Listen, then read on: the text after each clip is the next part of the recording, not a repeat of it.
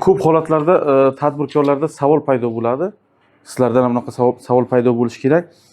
Men savdomni qancha qilsam, soliq xarajatlarim qancha chiqadi? Ya'ni soliq xarajat deganda bu yerda soliq xarajati bu teng nima bo'ladi? Hozircha NDS deb olamiz. Keyin foyda solig'i. Mana bu soliq xarajatlari deyiladi. Keyin bizlarda hisoblashimiz kerak bo'lgan narsa matematik tomonda. Demak, bizlar nima qilishimiz kerak? Koeffitsient nima edi? Bu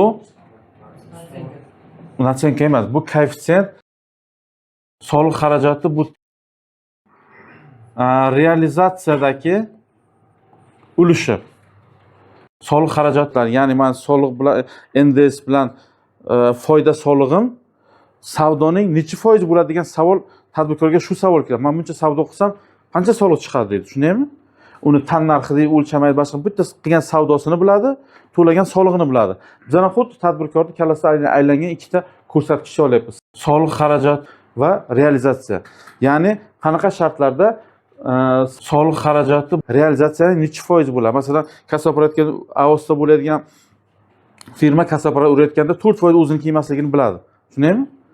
Lekin o'sha 1 millionni kassaapparatga ursa, qancha NDS chiqadi? Qancha foyda soliqcha buni hisoblay olmaydi. Shuning uchun ham qo'rqib o'tiradi, savdoni yashirishim kerak. U yashirishga arziydimi? Arzimaydi, u vaqtda o'ylamaydi, o'ylolmaydi. Chunki uni formulasi uzunroq.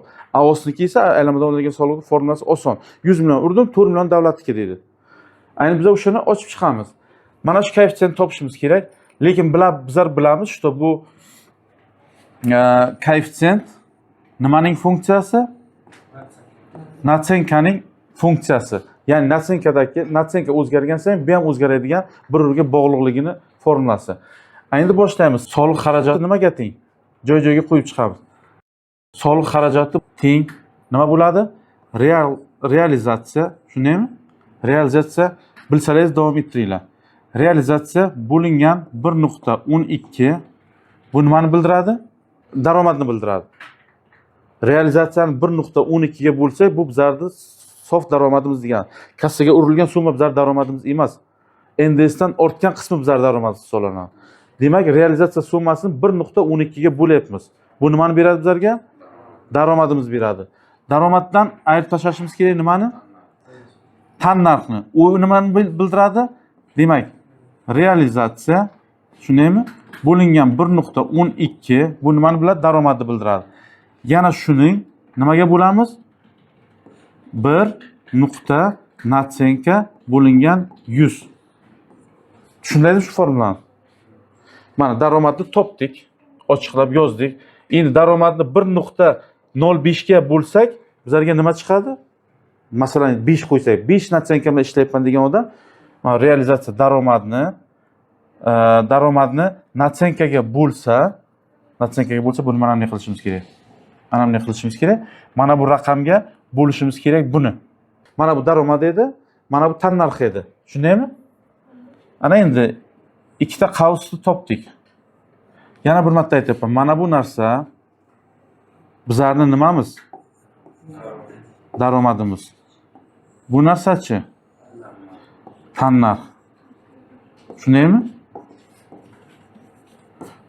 Topdik, chiroyli yozdik joyiga. Ana endi bu yerda nima deyapti? Soliq xarajatlar deyapti. Bizlar soliqqa chiqqanimiz yo'q. Bizlar faqatgina o'rtadagi farqni topdik. Summani, sotish narximiz. Masalan, misol qilib oladigan bo'lsa, realizatsiya 100 so'mlik realizatsiya bo'ldi. 100 million so'mlik realizatsiya bo'ldi. Bo'lyapmiz 1.12 ga. Bu где-то 89 million bo'lyapti. Shundaymi? 89 million bo'lyapti. Endi 89 millionni 1.05 ga 1.05 ga bo'linglar. 5% deb hisoblaylik misol tariqasida. Demak, 100 millionni bo'lyapmiz 1.12 ga. Bu daromadimiz chiqyapti. Nima qilyapmiz? Buni bo'lyapmiz 1.05 ga. Bu tan narximiz chiqyapti. 85 chiqyapti. Demak, aradagi farq 4 millionlik bizlarda.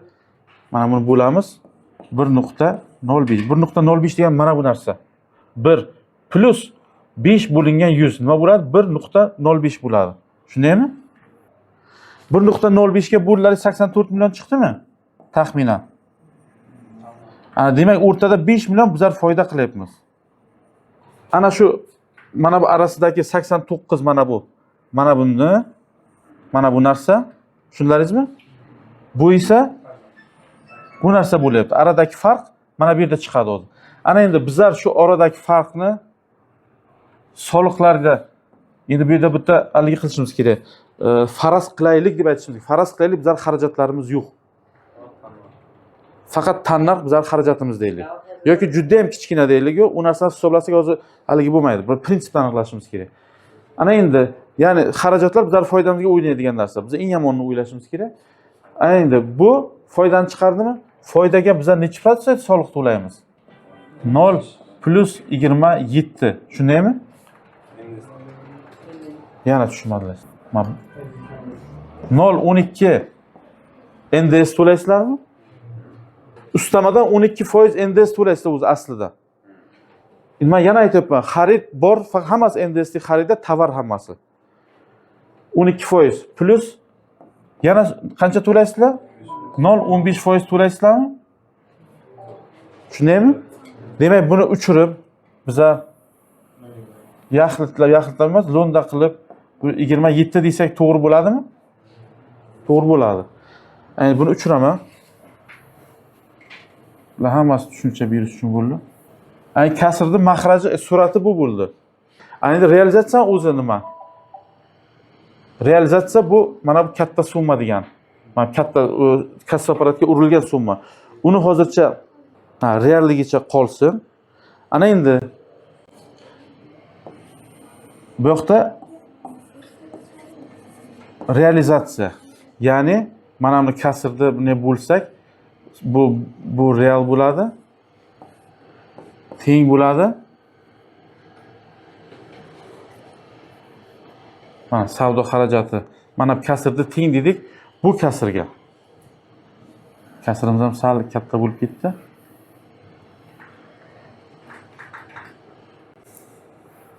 Mana savdo xarajati, soliq xarajati bo'lingan realizatsiya bu teng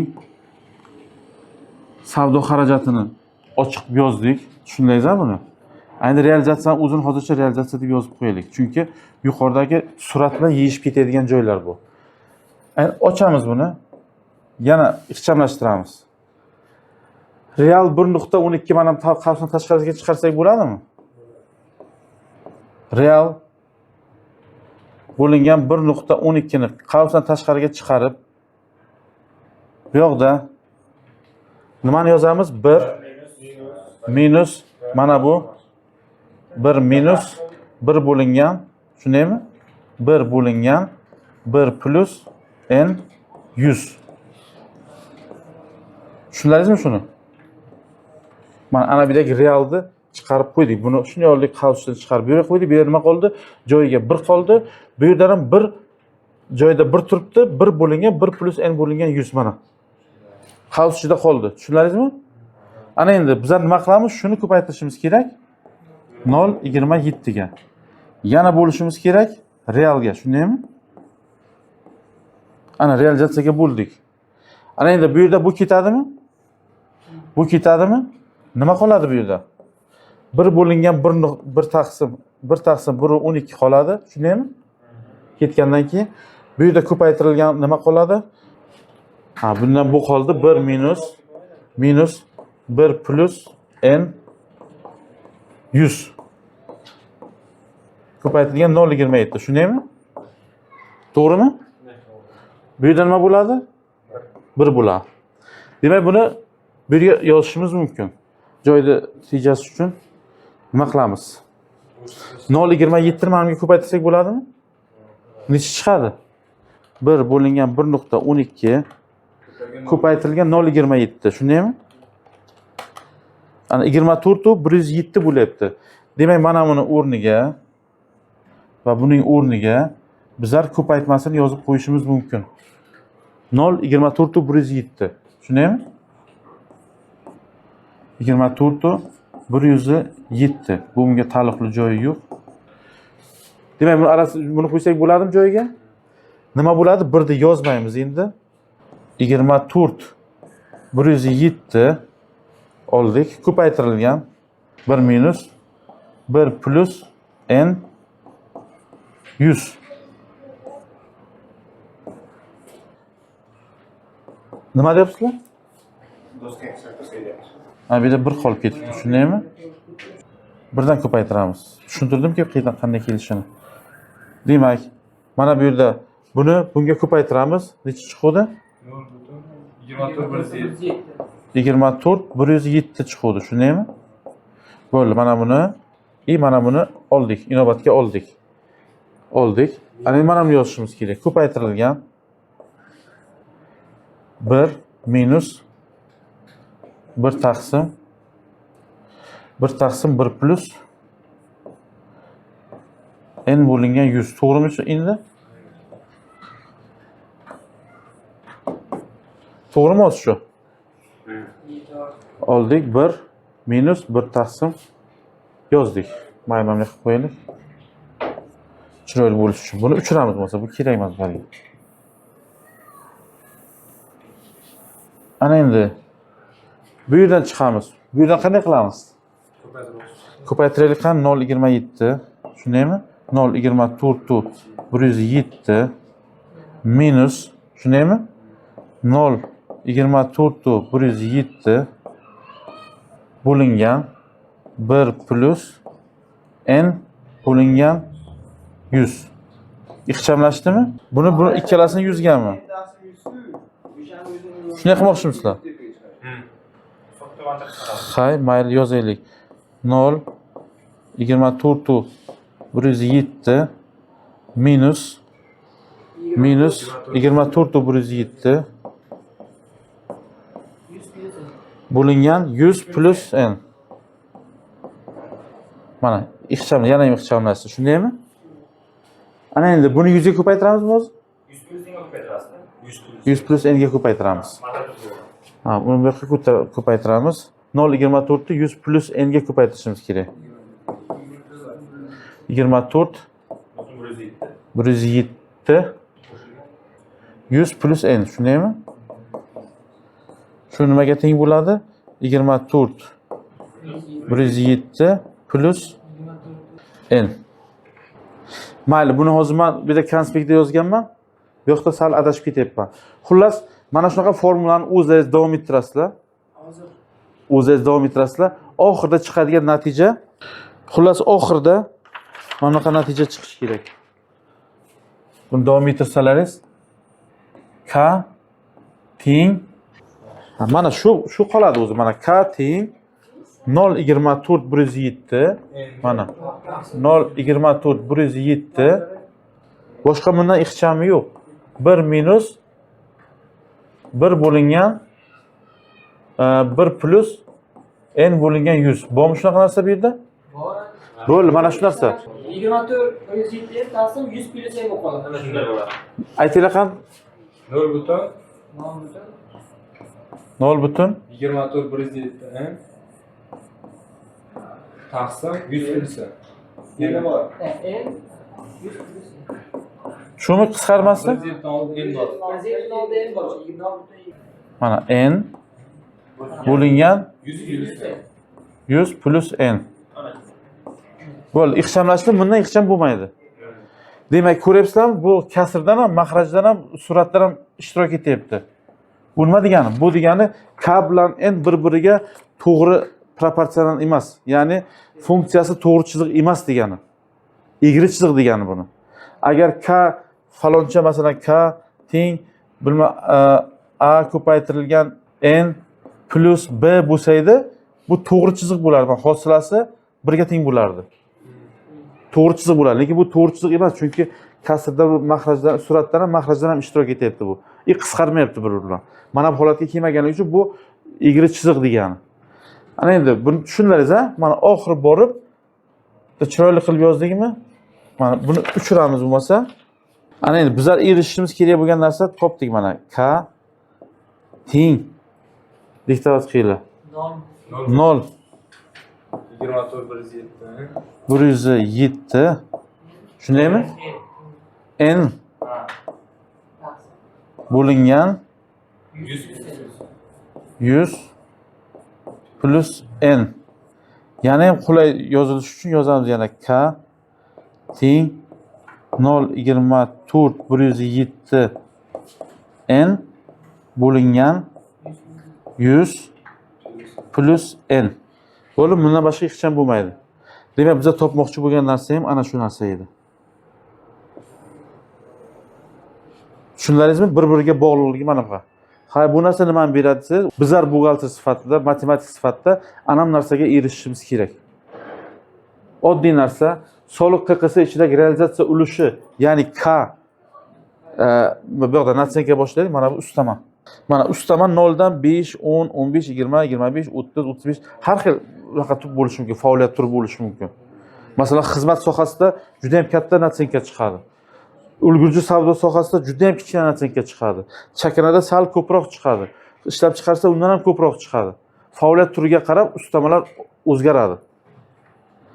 Demak, oddiy narsa mana 5% natsenka bilan ishlaydigan firmada soliqlar chizmayapti, mana 1% ga yaqinroq bo'ladi. Endi qaranglar. 5 natsenka bo'lgan payt meni solig'im 1 chiqyapti. To'g'rimi? Bizlar ham shunday chiqardi. 2 bo'lgan payt kamroq chiqadi. 3 bo'lgan payt sal ko'proq chiqadi. Ya'ni 10 bo'lgan payti 3 chiqyapti. Ana endi AOSdan nima edi, QQSga o'tgan paytlar bor edi. 3 yil, 4 yil oldinlar, 19-20-yilda hamma bir savollar 10 tadan 9 ta baxtiyor ekan, men AOSda qolyapman, NDSga o'tayman. AOSga biz charchab ketardik tushuntirishga. Sani faoliyat turing nima?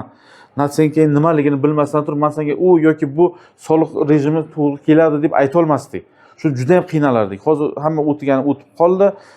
Unaqa savollar soni butkul kamaydi. O'sha paytlar ana shu narsalar bilan tushuntirgandik. Mana 20 bo'lsagina mana AOSdan necha foiz to'laydi? 4%. Tushundingmi?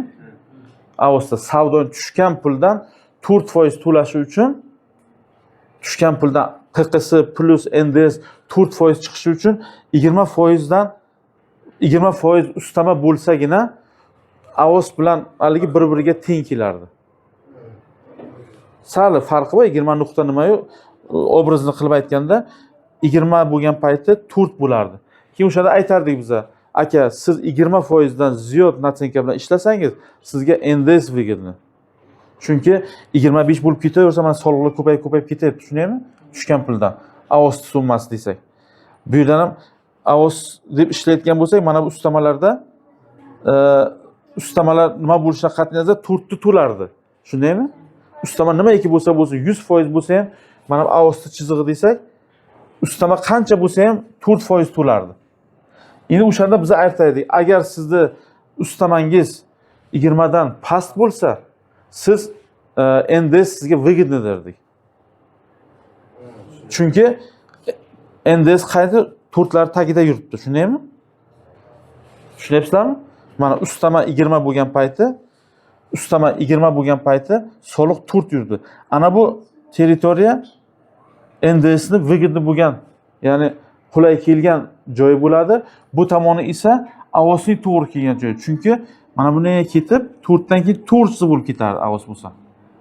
Ana bu yoqda tanlasak, AOS 20 dan ziyodsi bizlarga AOS выгодно, 20 dan pasti esa bizga NDS выгодно. Ana shu grafik shuni belgilaydi. Grafikni ko'ryapsiz, to'g'ri chiziq emas. To'g'ri chiziq topsangiz, mana bu yerda mana bu territoriyalar sizlar aldaydi. Bu egri chiziq bo'ladi. Yana bir marta tushuntiryapman. Ustama 5 bo'lsa, bu 1. 10 bo'lsa 2 ga yaqinroq, 15 bo'lsa 4 ga. Bu yerda aniq raqamlar, boshqa raqamlar, biz taxminiy raqamlarda aytyapmiz. Aytmoqchi bo'lgan narsa shu edi. Ana o'sha funksiya sizlarda qaysi ustamada qancha soliq yuki bo'lishini hisoblaydigan formulani chiqardi deganki orqada. Tushunarlimi? Xulosa qilib aytganda, nima uchun bizlar xodimlarni ishga olayotganda oddiy matematikani bilishni talab qilamiz. Kalada matematika bo'lsa, hukm chiqarish ham, qaror chiqarish ham, qaror qabul qilish ham hammasi qulay va adolatli bo'ladi. Tavakkalchilik bilan qilgan narsa oxiri bo'lib qanaqadir haligisini asoratini berib, bankrotgacha olib borishi mumkin. Oddiy matematikani bilmaslik. Shuning uchun ham matematikani bilish, ularni atroflaringizdagi bo'lgan barcha voqealarni raqamlarga aylantirib, miyaga joylasaningizgina o'sha holatga nisbatan to'g'ri xulosa chiqarib, to'g'ri qaror qabul qilasizlar. Ko'pgina buxgalterlarda ayniqsa buxgalterlarda buni bilmaslik katta haligi kamchilik. Tadbirkorlarga bo'lmasligi, balki yonida finansisti bo'lsa, yonida buxgalteri bo'lsa, bu narsada qiynalmasligi mumkin, lekin tadbirkorda ham bilsa zarar qilmaydigan narsasi.